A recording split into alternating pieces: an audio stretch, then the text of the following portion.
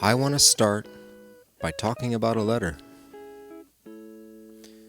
Imagine you wrote something that really mattered. A note to a child, a final message to a parent, or instructions for someone you care about. Once that letter leaves your hand, it begins a journey. You aren't there to explain it anymore.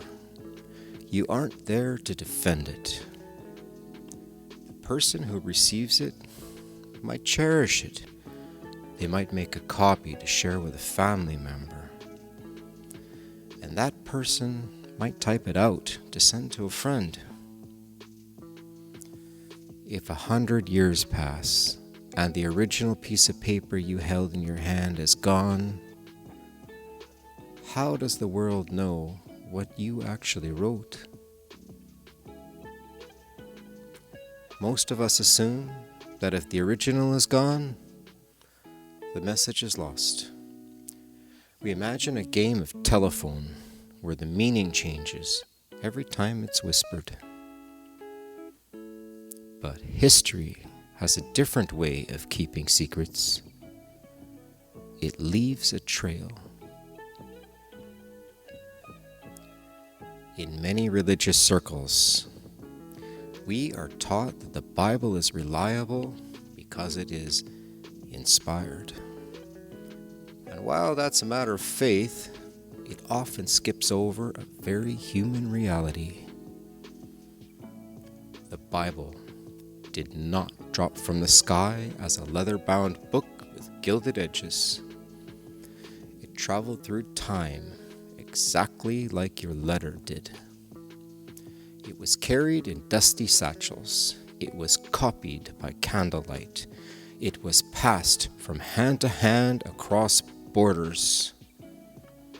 For some, this realization feels dangerous. They think if humans handled it, they must have changed it. But I want to suggest something different. The fact that it was handled by so many people is actually the very thing that makes it testable. In the archive, we don't ask you to just have faith that the text is right. We look at the data. Imagine you have a document and one person tries to change a sentence in it to suit their own agenda. If there's only one copy of that document in the world, they succeed. The truth is lost. But what if there are 5,000 copies? And what if those 5,000 copies are scattered across 3 different continents? If that one person changes their copy, they haven't hidden the truth. They've just created a variant. When you lay all 5,000 copies out on a table, that one changed sentence sticks out like a sore thumb.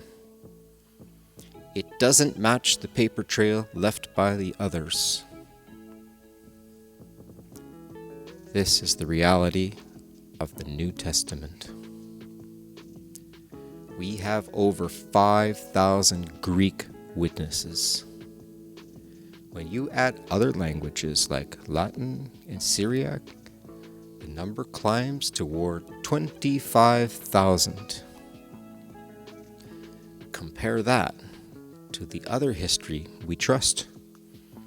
We have about 10 copies of Julius Caesar's Gallic Wars. We have maybe 20 copies of Tacitus. We don't doubt that Caesar existed or what he wrote. Yet the Bible has a paper trail that is thousands of times longer. We don't need a secret vault to protect the Bible. The multiplicity of the copies is what protects it.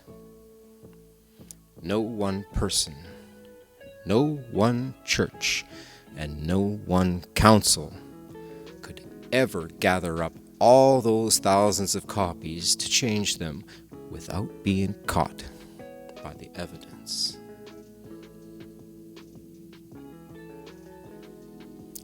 Think about that for a moment. If you wanted to send a message to the future, and you wanted to make sure no one could ever twist your words or hide your meaning, would you give it to one powerful person to guard in a palace? Or would you give it to thousands of ordinary people to carry to the ends of the earth? The evidence suggests that the paper trail of the Bible is not a sign of weakness. It's a security system. Next time, we're going to walk deeper into the archive. We're going to look at what happens when those copies don't agree.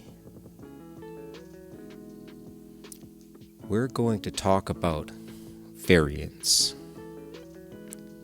Not to hide them, but to see exactly what they tell us.